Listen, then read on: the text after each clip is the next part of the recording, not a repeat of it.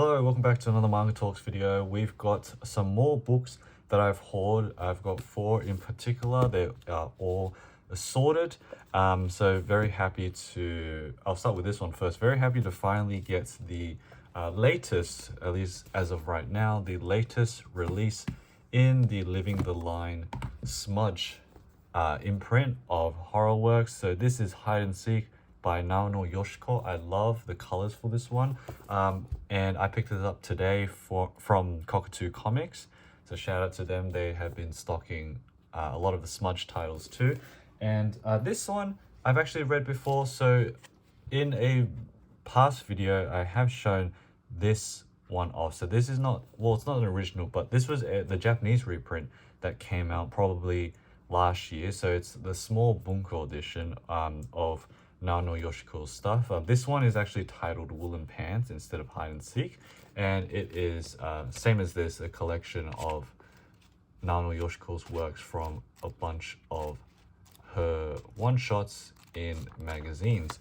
And when I was explaining this last time in the video where I showed this off, they had actually, like, the original manuscripts were unfortunately destroyed when the manga's house was, I think it was either affected by an earthquake or a flood, something like that, and so they actually had to get the actual stories from the magazine itself, not the original manuscripts. And so I was having a quick look at this, like the English version, and it's great because it looks like they touched it up a lot more, so it's a lot more clear. If I were to compare, so these are the stories, by the way, that pop up through there. If I were to compare the first one, Whose Child is Mariko, you'll see that the quality is a lot better when it comes to the smudge version, which I'm very happy about. I'm actually not too sure if the smudge version collects everything that is in this work. I haven't counted, so, but either way, I do love that we are getting this in English. I did have a quick look at the back, and it said that, what was it? Yeah, Naono Yoshiko recognized as one of the greats of shoujo trauma manga, which is actually a very fitting description for her works, because reading this one, I think overall my impressions were there were quite a good number of stories that really popped out and were great. They're very, like, confronting, and shoujo trauma is, I think, a really good descriptor for that, actually. But yeah, some of the other ones were more like misses, but overall still really enjoyed reading this. So I am happy to have the English version now, which I can get back into and do a reread. So if you're looking for horror works that are more like confronting, a lot of them actually do center on, like, children and their experiences with family and tragedy, accident, all that type of stuff, then this might be for you. So yeah, that's Hide and Seek by Naono Yoshiko.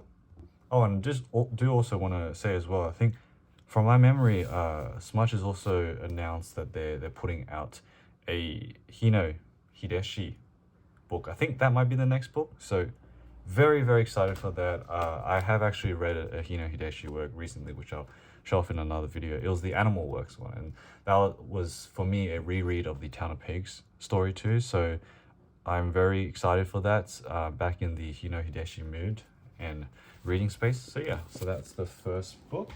The second book that I want to go through, I'll just go through this here. So this is another Hibari comics pickup, horror work, of course. So this is Ghost School by Nishi Takerou.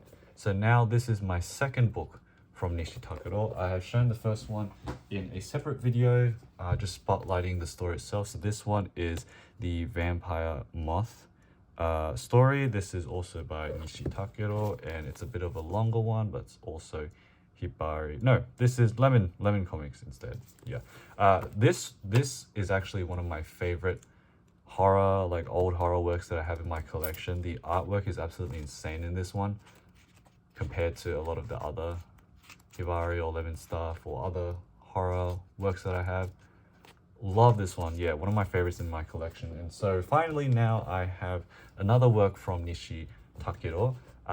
No, absolutely nothing about this actually, but I mean, I feel like the name Ghost School would give a lot of indications as to what the manga will be about, but Nishi Takerou's art style is something that I really love.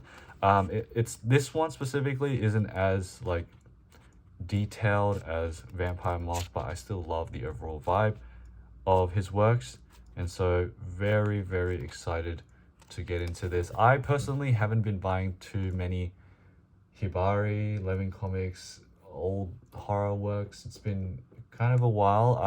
I still have a number of, I think, Tanima Yumeji stuff that I do want to finish first before I pick up more. So this one did just as like I was buying something else, and I was just like, for shipping would be a lot more like it would just save more if I added this onto it. So that's why I bought this one, because I was eventually planning to get Nishi Takerou works as well, although their stuff can be hard to find. This one was a lot more easy and a lot cheaper than the other stuff, so very happy for this Hibari Hit Comics.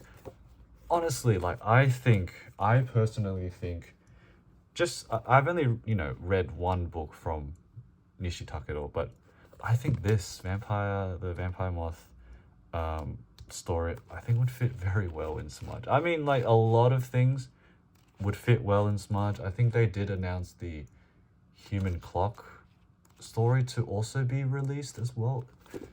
Genuinely, Smudge has been like licensing so many cool like stories. It's absolutely insane.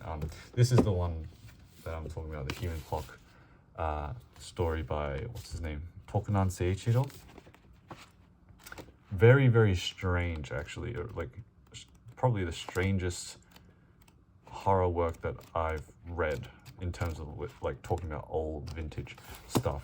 So to see this finally come in English is like completely out of, no, not out of the blue, but it's just a real big shock to me in like the best way possible. But I think this one would fit well with the vibe of Smudge. So, hopefully they maybe in the future they can put this out too, but the possibilities are endless for Smudge licenses.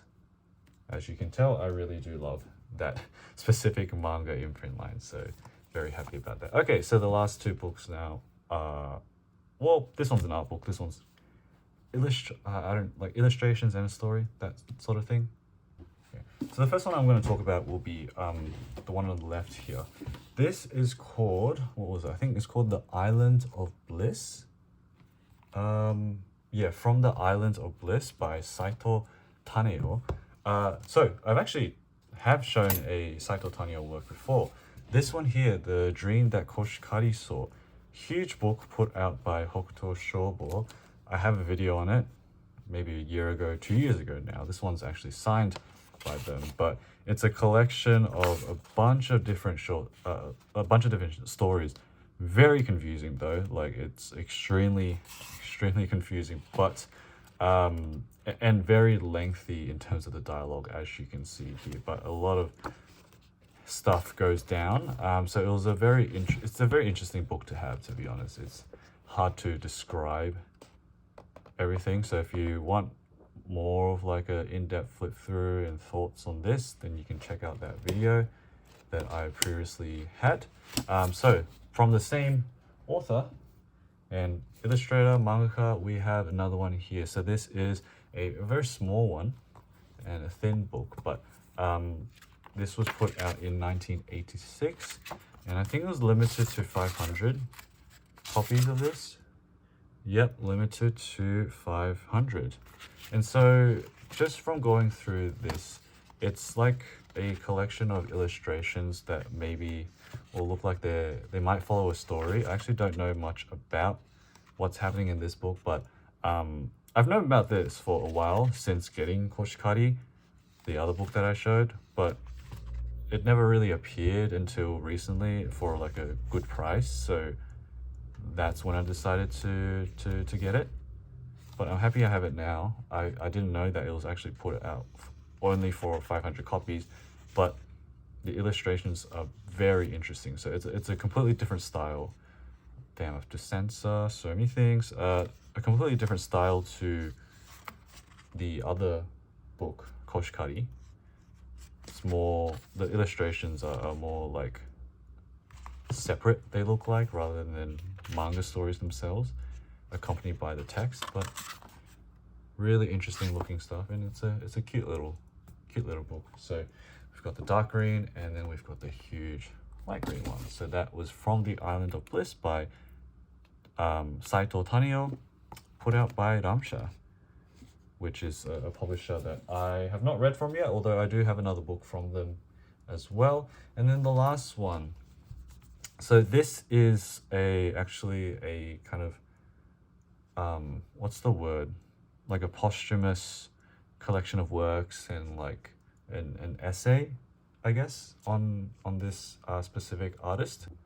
So the title of this book is called Youth Dedicated to Paintbrushes, a collection of Takahata Tadashi's posthumous works. And how I found out about this book was, honestly, maybe about 3 or 4 years ago, when I was looking through the website of 50 Watts Books. I think is a bookseller and publisher. Maybe it's either in the US or Canada, one of them.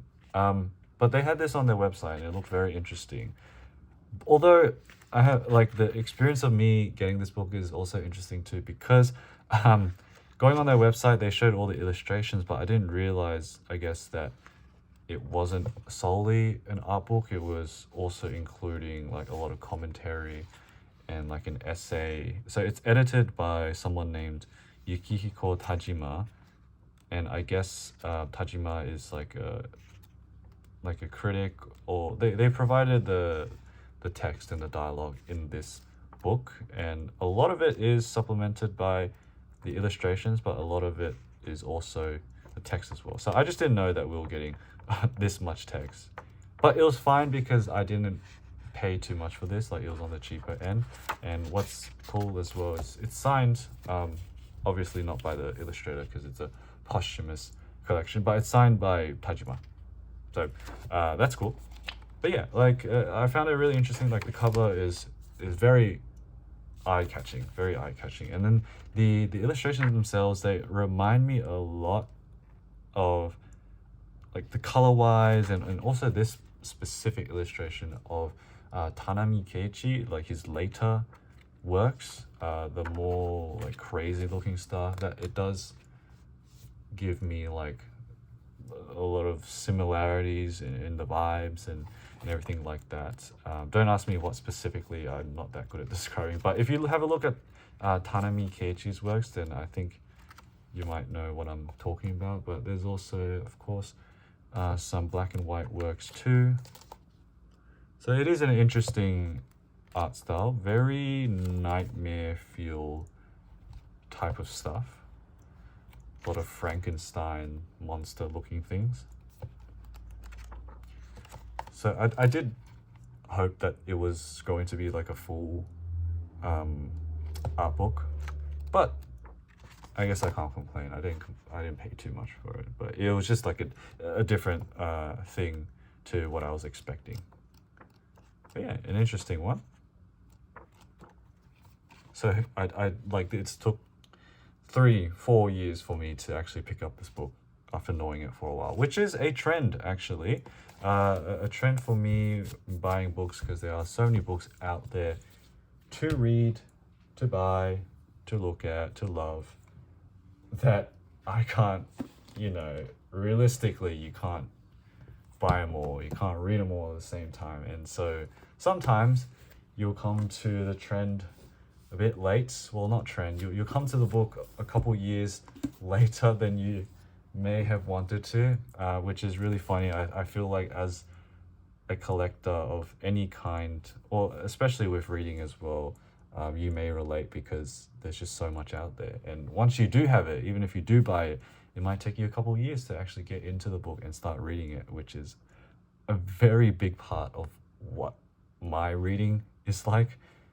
I have like over 1,000 books, most of them manga. And right now, according to my Excel spreadsheet, I think I've read 85% of it.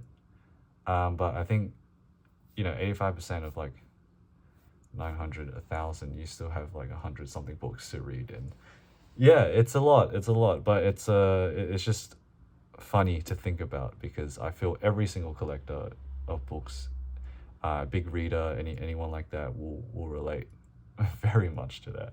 But yeah, so that was today's video, just showing off a haul. Well, not you. These 4 books of varying stories and themes, styles, that sort of thing. Hope you guys have enjoyed this one. We'll see you in the next one. Bye.